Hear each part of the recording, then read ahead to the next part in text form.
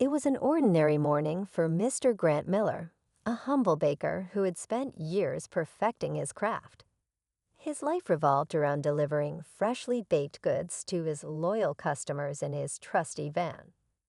But what happened next was anything but ordinary. As Grant parked outside a local cafe to make a delivery, a group of thugs appeared out of nowhere.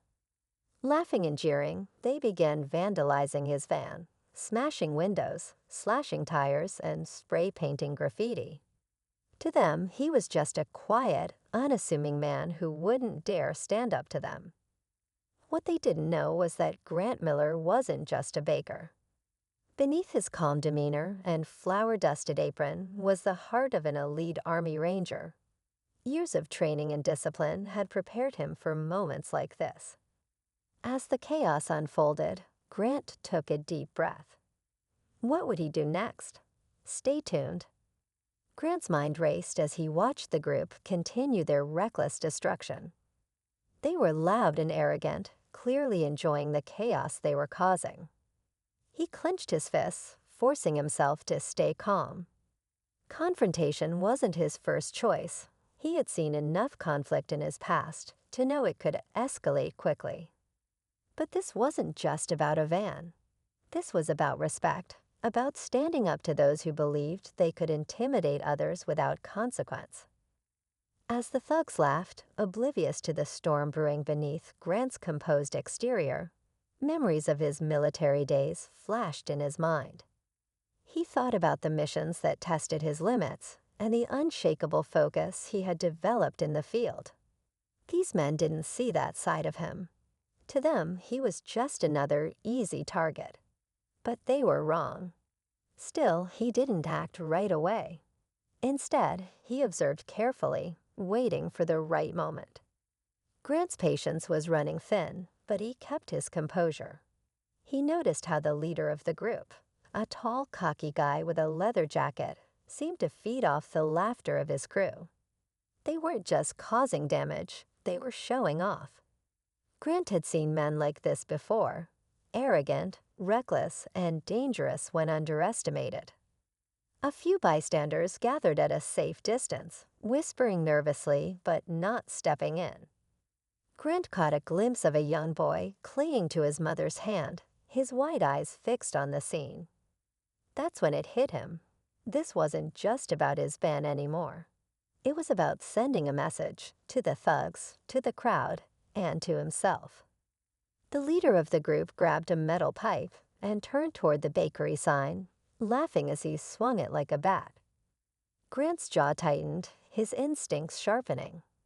He was ready, but for now, he stayed in the shadows, watching, calculating his move. The thugs continued their rampage, their laughter echoing down the street. The leader, clearly enjoying his dominance, slammed the pipe against the bakery sign once more, sending splinters flying. The crowd grew uneasy, but no one dared intervene. Grant's heart pounded, though his face remained calm. His years of training taught him to channel adrenaline into precision, to act only when the time was right. The leader turned to his group, barking orders. "Strip the van clean," he sneered. "Teach this guy a lesson." One of the thugs yanked open the back doors of the van, tossing out crates of carefully packed bread and pastries.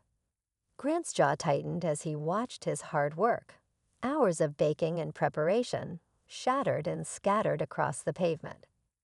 Grant stepped forward slightly, his eyes locked on the leader. He was done waiting. The crowd noticed him now, murmuring as they sensed something shifting. The leader caught sight of Grant and smirked, oblivious to the danger he had just invited. The leader laughed as Grant approached, his confidence radiating with every step. "What's this?" The baker finally grew a backbone. He jeered, prompting more chuckles from his crew. But Grant didn't respond. His silence was deliberate, his eyes fixed on the leader like a hawk studying its prey. The crowd grew quieter, sensing the shift in energy, their curiosity mingling with unease. Just as Grant reached the edge of the chaos, a police siren wailed faintly in the distance. The sound made the thugs pause, their bravado flickering for a moment. "Relax," the leader barked, trying to regain control. "We've got time." But Grant knew better. He'd seen how panic could unravel even the most confident bullies. Then something unexpected happened. A man in the crowd stepped forward. Dressed in casual clothes, he looked ordinary, but his posture and the way he moved hinted at experience. Grant recognized it instantly, another veteran. The man gave Grant a subtle nod, a silent signal of solidarity. The odds had just shifted, but the stakes were higher than ever. Grant took another step forward, his steady gaze never wavering from the leader. The man from the crowd mirrored him, closing in from the opposite side. The thugs were too distracted by their own commotion to notice they were being flanked. The leader swung the metal pipe onto his shoulder, sneering. "You really want to do this, old man?" He taunted, unaware of how much trouble he had invited. Grant's voice was calm but firm. "Walk away now, and no one gets hurt." His words carried weight, but the leader laughed it off, signaling his crew to close in. What happened next was over in seconds. Grant moved with precision, disarming the leader with a swift motion that left the metal pipe clattering to the ground.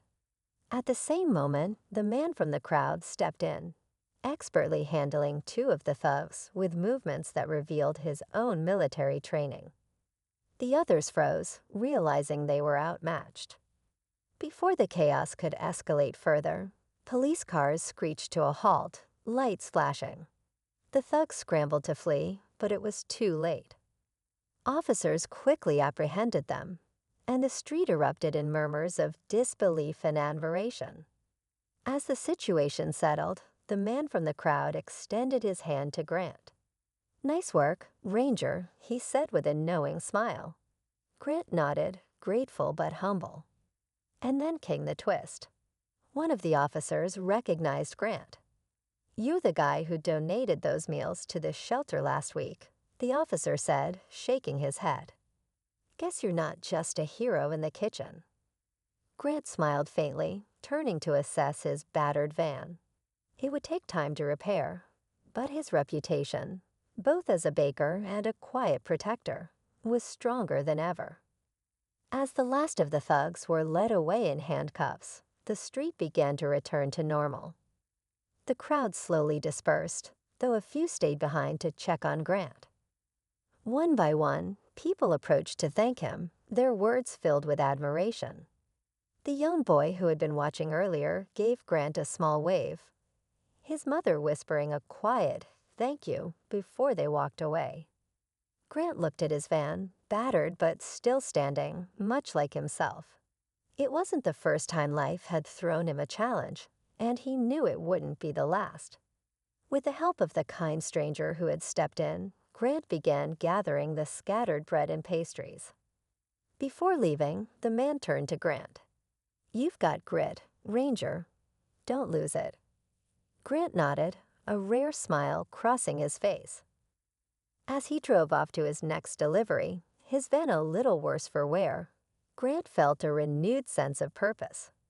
Sometimes the smallest acts of courage could make the biggest impact.